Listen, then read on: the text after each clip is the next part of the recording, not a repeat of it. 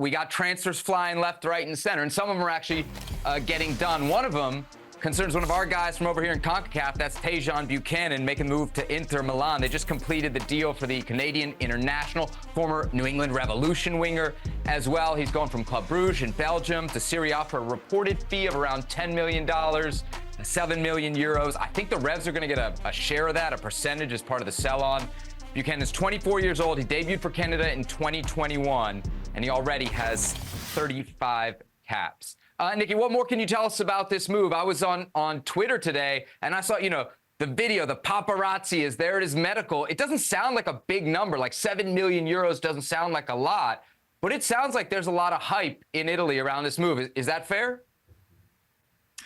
I think there's a certain buzz around it. He's the first Canadian to play in Serie A, although interesting, there is another Canadian actually right now on Inter's youth team, Mouma Diallo, so he'll have a Canadian ally, I suppose, there if he wants one.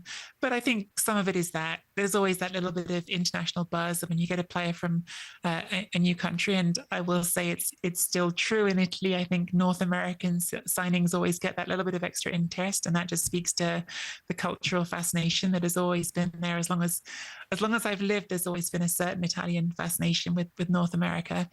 I don't think he's necessarily going to be walking straight into that Inter team. In fact, I'd say pretty confidently he won't be. I think he's viewed very much as an alternative to Denzel Dumfries at the right wing back position. I think he's going to play because Inter have got a lot of games coming up. They're going to try to compete to win the Scudetto, to win Serie A, and they also, having gone to the final of the Champions League last season, want to see if they can do that sort of thing again, go deep in the competition. And when you're competing on several fronts, you need a lot of players, you need options. But I think for now, that's likely to be his role, is backing up Denzel Dumfries on the right wing back position, because Inter needed some depth there very much. Yeah, I think you're right. I don't think the idea for him or interest for him to play this season, if anything, because of the growth decree, the Italian government gives these teams tax benefits. It's a lot easier to pay taxes on Tajon Buchanan's salary than it would be on Dumfries' salary. So Dumfries may be on the way out. And with Juan Cuadrado out for the foreseeable future at his age, this could be a massive move or a massive opportunity for Tajon Buchanan. What about the other clubs, Herc, that we're interested in? We heard Atleti out of La Liga, Brentford out of the Premier League. I think Torino out of Serie A, Manchester City. So there was a lot of interest in this player. You think this is the best spot for him, Herc? Well, it's got to go both ways, right? So you got to go somewhere where you think you can play. And I just mentioned Cuadrado's out. That was the backup. Dumfries is on his way out. Most likely looks like that. Nicky, you can correct me if I'm wrong. But that's a big, massive opportunity to be on a platform like Inter Milan with a realistic opportunity to play, and very, very in the foreseeable future, I should say. Yeah, you think he'll be a part of this title push? Nicky? I think he's going to play this season because of what I said before, because you need depth. And I think, if anything, that's the one thing that Inter have perhaps been worried about. They've made a really great start to the season. They've scored by far the most goals in Serie A. They've got the most clean sheets in Serie A. They've been the best team in Serie A.